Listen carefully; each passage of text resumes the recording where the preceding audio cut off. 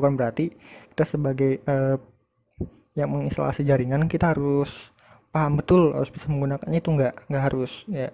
Karena dalam TKJ itu kan sebisa mungkin kita tuh menginstalasi perangkat jaringan. Kalau misalnya tentang database segala macam itu urusan lain ya, atau yang nanti banyak kalian dengar itu adalah istilah pemrograman atau programmer itu sendiri yang lain ya. Ini bukan kita, kalau kita kan orang jaringan ya, kita harus ya minimal kita tahu ya, walaupun kita belum bisa menggunakannya. Nah, nanti di sini ada beberapa perintah yang harus kalian ketahui. Yang pertama ada TDL ya, perintah dasar. Nah, itu apa itu perintah dasarnya? Nah, jadi gini, perintah dasar di awal-awal ada database misalnya seperti itu, kita punya data. Nah, data kita ingin disimpan secara digital. Jadi disimpan di dalam sebuah komputer lah istilahnya. Nah, nanti di sini ada istilahnya namanya create.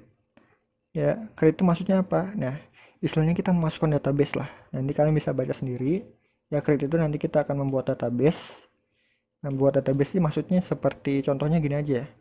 Create database itu kalau misalnya kita secara sederhananya kita membuat folder lah. Ya. Nah, folder ini nanti akan diisi beberapa data penting kita. Nah, di create ya, ini create database, bukan create isinya tapi create database-nya. Kemudian ada alter. Nah, ini kita abaikan dulu. Kemudian ada rename. Nah, nanti rename ini maksudnya merename sebuah folder yang telah kita buat tadi menjadi database yang lain ya, atau sebuah folder yang lain misalnya seperti itu. Kemudian ada perintah drop. Nah, drop ini sederhana, menghapus ya, menghapus drop ini. Jadi kalau kita udah punya folder ada isinya data kita, tapi kita udah sekalian aja lah, hapus aja lah. Nah, ini bisa langsung di drop atau bisa dihapus.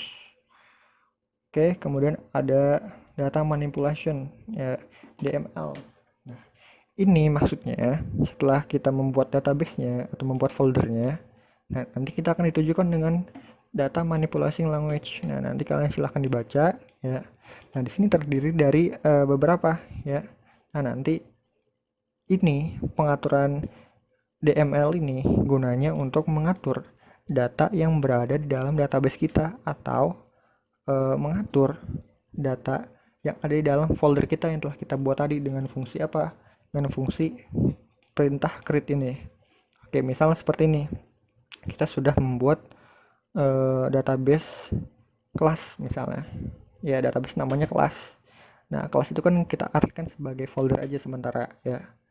Kita punya folder namanya kelas, dan diisinya ya, isinya kita akan masukkan nama-nama anak yang ada di kelas tersebut, misalnya seperti ini. Perintah insert. Nah, perintah insert ini gunanya untuk memasukkan datanya. Ya, misal di dalam kelas TKJ 1 misalnya, nanti ada anak yang namanya Dimas misalnya. Nanti kita akan menggunakan perintah insert, misal insert Dimas. Ya, nanti Dimas akan dimasukkan ke dalam database itu atau dimasukkan dalam folder kelas itu. Ya, nah itu fungsinya insert. Kemudian ada perintah select. Nah, selectnya maksudnya gini. Perintah select ini kita akan menseleksi ya, atau memilih sederhananya data yang ada di dalam folder kelas tersebut. Misalnya kita balik samain kayak yang di awal, kita ingin memilih Dimas misalnya dalam folder kelas. Jadi gimana caranya? Misalnya seperti ini, select Dimas. Nah, sederhana ya. Jadi perintah-perintah ini gunanya untuk mengatur data yang ada di dalam folder tersebut atau data yang ada di dalam database tersebut. Kemudian gini, ada perintah update. Nah, perintah update ini adalah saat kita ingin melakukan perbaruan data atau mengubah lah istilahnya. Misalnya gini, di dalam folder kelas tadi kita udah masukkan anak yang namanya Dimas ya. Nah, Dimas ini ternyata namanya nggak cuma Dimas, misalnya nama panjangnya ada Dimas Satyo apa misalnya seperti itu.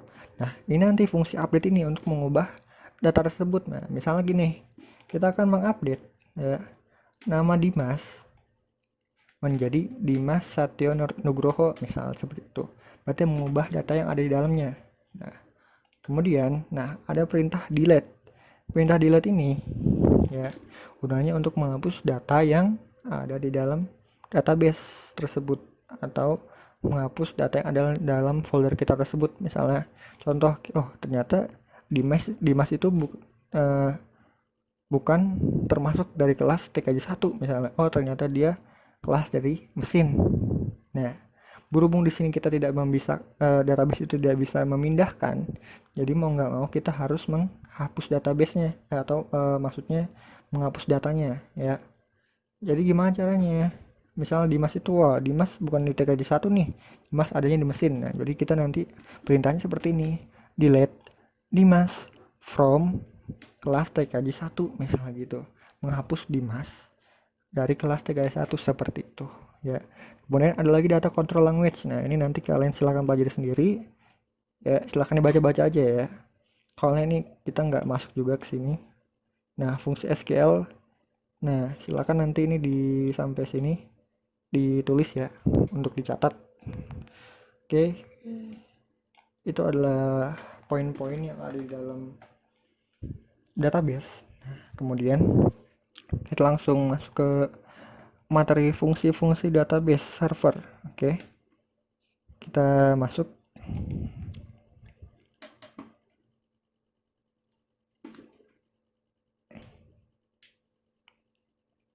Oke, sekarang kita udah masuk. Nih katanya mah 6 fungsi database secara umum dalam komputer. Oke, katanya database adalah sebuah kumpulan informasi yang tersimpan di dalam komputer secara sistematis sehingga mudah diakses oleh sebuah program komputer untuk memperoleh informasi data. Nah, seperti itu ya. Jadi ini udah lebih masuk ke dalam lagi. Jadi lebih pemahamannya lebih terbuka daripada yang di awal-awal tadi yang masih gambaran. Katanya database adalah sebuah kumpulan informasi yang tersimpan di dalam komputer secara sistematis. Ya, berarti secara terstruktur nih. Ya, sehingga berarti yang namanya terstruktur berarti otomatis apa? Mudah. Ya, sehingga mudah diakses oleh sebuah program komputer. Nah, program komputer itu apa? Contoh, aplikasi perpustakaan. Atau gini aja ya, program komputer misalnya contoh Facebook. Itu kan program tuh kan, sama aja. Jadi database kita tuh data-data yang Facebook ambil tuh dari mana? Dari yang ada di dalam servernya Facebook itu sendiri, misalnya seperti itu. Nah, perangkat lunak akan memanggil query base data DBMS tadi, ya, database management service atau server ya.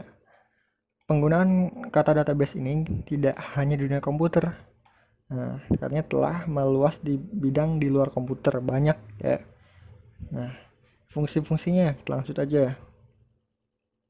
Nah, ini dia fungsi-fungsinya 1 sampai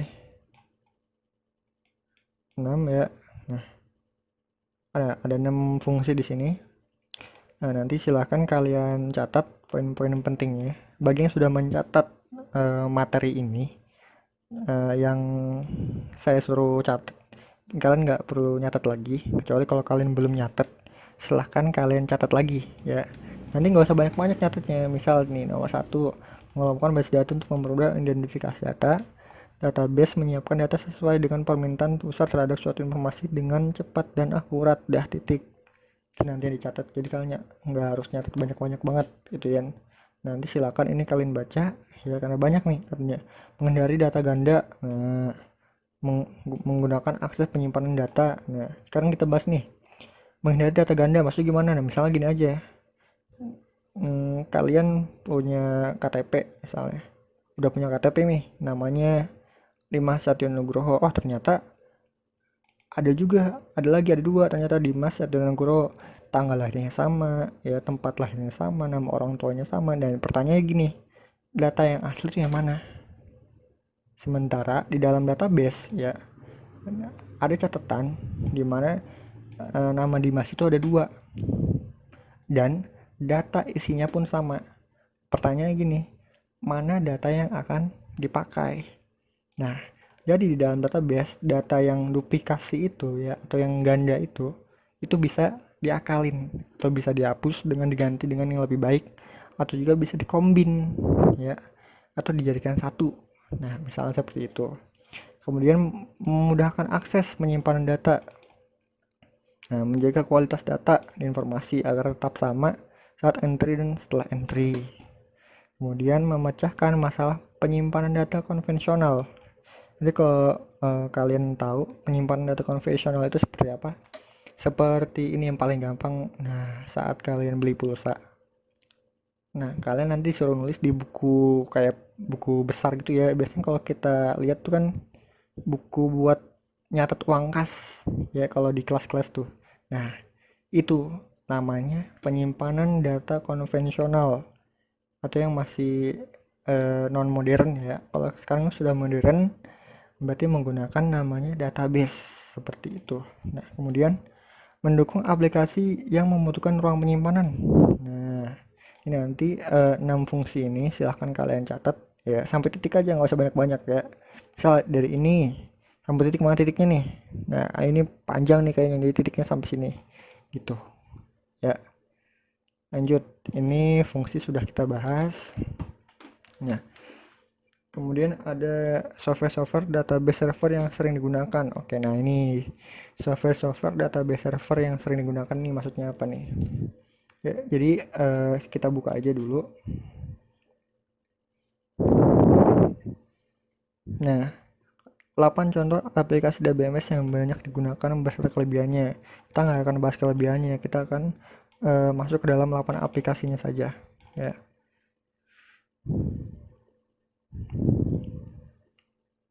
Oke, sebelum saya masuk ke contoh aplikasinya, perlu kalian tahu bahwa DBMS atau yang disingkat Database Management Server atau Database Management Service ya, itu adalah sebuah software ya. Ini bukan layanan nih ya, ini bukan layanan. Kalau layanan tadi kan body server, kalau ini adalah sebuah software. Nah, software ini ya saat kita install ke dalam PC kita atau komputer kita atau laptop kita, kita nggak harus memiliki yang namanya database server ya. Jadi nggak harus memerlukan database server. Nah, kita nggak harus menginstal database server. Contoh dari kemarin kita install DNS server, web server dalam Debian 8 waktu kita masuk sekolah. Nah, jadi kalau kita udah menginstal aplikasi DBMS, kita nggak perlu lagi menginstal database server. Kenapa? Nah, yang secara nggak langsung database server ini sudah kita install ya. Nih, sudah kita install ya di dalam komputer kita tanpa sesulit menginstal database server pada Linux. Oke, paham ya? Nah, jadi fungsinya kalau database server itu layanan layanan jaringan yang disimpan di dalam sebuah komputer server yang nanti ya si komputer server itu akan membagikan layanannya. Ke siapa sih layanan dibagikan? Ke komputer-komputer klien. Nah, berarti nanti modelnya seperti ini. Coba kalian bayangkan ada sebuah komputer ya. Coba kita lihat di sini. Nah, misalnya seperti ini ya. Ada sebuah komputer. Nah, dia punya layanan ya. Dia punya layanan nih misalnya kan. Dia punya layanan. Kemudian layanan dia akan dibagikan ke beberapa komputer. Nah, ini komputer-komputer klien lah kita sebutnya ya. Nah, komputer-komputer klien ini ya nanti akan menggunakan layanan database server yang ada di dalam server. Jadi, secara garis besar ya, aplikasi DBMS-nya hanya terletak pada server ya. Jadi klien di sini hanya menggunakan saja ya, hanya menggunakan saja karena secara fungsional ya pusat dari datanya berada di dalam server. Jadi si klien ini hanya mengaksesnya saja. Nah, berbeda apabila kita memiliki sebuah komputer ya. Misalnya ini PC milik kita sendiri. Kita menginstal DBMS ya di dalam komputer kita. otomatis yang bisa mengelola kita sendiri, ya. Dan juga kita tidak menyebarkan informasi atau data yang ada di dalam data kita atau database kita. Jadi lebih aman, ya, berbeda dengan yang tadi yang secara client server gitu. Oke, saya harap kalian dari penjelasan gambar ini kalian agak mulai paham. Oke, nah sekarang DBMS itu yang sering gunakan saja ya. Yang pertama ada MySQL, ya, nanti silahkan kalian baca. Ada PostgreSQL, ya. Kemudian ada MariaDB. Nah, kemudian ada Microsoft SQL Server. Nah, ini dari Microsoft nih. Kemudian ada MongoDB. Nah, ini yang sering dipakai untuk menggunakan aplikasi-aplikasi Android, ya. Ini sering dipakai nih MongoDB nih. Kemudian ada Microsoft Access. Nah,